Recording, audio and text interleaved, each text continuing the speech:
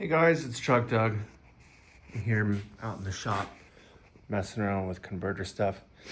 Um, so if you've been following along with my channel and my previous channel, you know that I've gotten into converter building, and along the way I decided that if I was going to build converters, I wanted to go all the way in and buy like some real equipment. I couldn't really figure out a way to cheap out on the balancer, so I kind of did that and bought like a Chinese universal balancer, and you guys have seen me upgrade and mod that, and it works okay. I'll probably end up spending the dough on like a converter balancer from a converter balancer company specifically made to balance converters because of the production problems that come along with the form factor of that thing.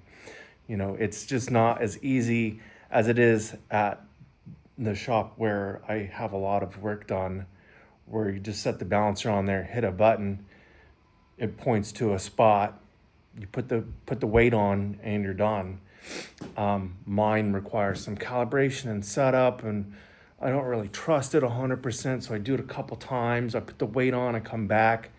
You know, it seems like a lot more steps than I need to be doing if I'm going to be doing this to make money. So I will probably be upgrading that. But this converter machine, the welding machine that I bought, turned out to be in better shape than I originally thought. Just looking at it, I thought, oh man, this thing was rode hard and put away wet. But this is how a machine that welds for a living looks. You know what I mean? Spatter just destroys paint. There's no coating you can put on this thing that won't immediately just come off, right? And you know, they didn't protect the chuck as well as they could have. They could have oiled that and everything, but one of the things that I've never really tested was the run out on this chuck. I welded out a converter as soon as I got the controller to work for me, and got under 5,000 run out, and I figured, hey, it's good, just leave it be. But yesterday I got one off of here that was like over 10,000 run out, and I'm like, hey, what's going on here? Maybe I should look further into setting this machine up. And so I've done the little things, like I went and got the little bumpers from the company that makes these portions of it. Buggo is the name of the company. They make like welding tools for like cutting circles and like crawlers and stuff like that, cutting big plates, stuff like that. Kind of a pain in the ass to just source these little plastic bumpers. 10 of them cost me $50. I was not pleased by that, but thus is the cost of doing business. I made sure to buy a bunch of them since they were killing me for shipping, so I bought lots of extras. And probably have enough for a lifetime of Buggo equipment. But now, you know, this thing is solid. I feel like before I had some shit kind of jammed in here to keep it in place so it wouldn't wobble. And this is much more sturdy. This is acceptable. And this clamp thing that I have rigged here, this is actually pretty decent. You know, I would love to use the original Tweako gun and Buggo clamp. This is much more robust and heavier duty, but I cannot fit this.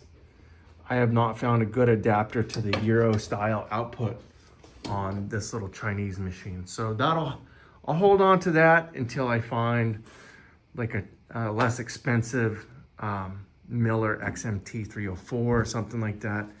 I've almost bought a few of them, but I just haven't spent the $2,000 that they run.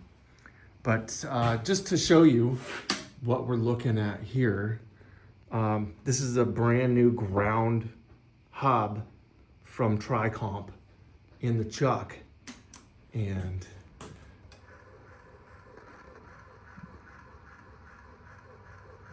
that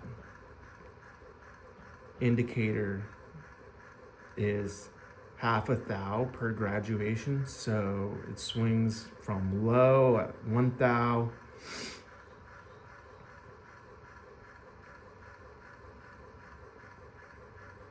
to high at, wow, that's 8. Is it gonna go up to 9? So it's got 7 thou of run out just in the chuck, as is holding that hub. And there's no saying how parallel or anything like that is, because I doubt that those top jaws have ever been off of the master jaws. And I probably won't take the scroll completely apart or anything like that, but I will clean out all the little spatter boogies and stuff like that. I'm gonna pull these jaws off, clean them up with a stone, you know, make sure they're numbered so they go back on the right master and everything like that. And then I also noticed the other day when I had left my dial indicator on the bottom of this plate, the cover plate actually has a little bit of a warp to it. So I may pull that off and true that up in a lathe, or at least check it. Much like the set true chuck on the hub side, the cover plate also has set true adjustment. So you can move that whole thing on, this is on a big pneumatic piston here. And you can move the center any direction you want. So I'll probably end up having to move it out. I imagine that's the direction that it has wanted to migrate. And basically how I'll do that is I'll put, how do I want to center that? Maybe I'll make a tool that fits in the chuck, or I'll clamp a dial indicator in the chuck and just rotate it around the faceplate. I think that's probably the easiest way to do it.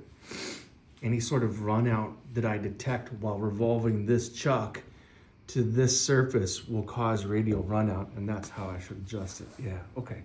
So I got a plan on how to zero this thing in, and I'm gonna spend a little time just doing that, just to see if I can get the you know, my run out much less. 5 is good, but I had, like I said, I had one yesterday that came off and it was over 10, and I'm like, whoa, what the hell? Had to cut it apart and redo it. And if you're trying to like make money at converters, rework is like the ultimate, you know, money stealer. It doesn't seem to be like transmissions where you can build in the margin to, you know, fix a couple boo-boos.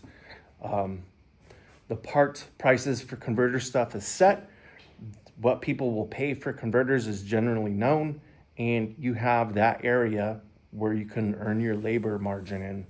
And if you go outside that, it's coming out of, you know, it's coming out of your black ink. So it's probably wise that I try and make this tool as accurate as possible. So I'm going to spend today and just do that. Hope you guys are good, and we'll talk to you later. Thanks for tuning in. Bye.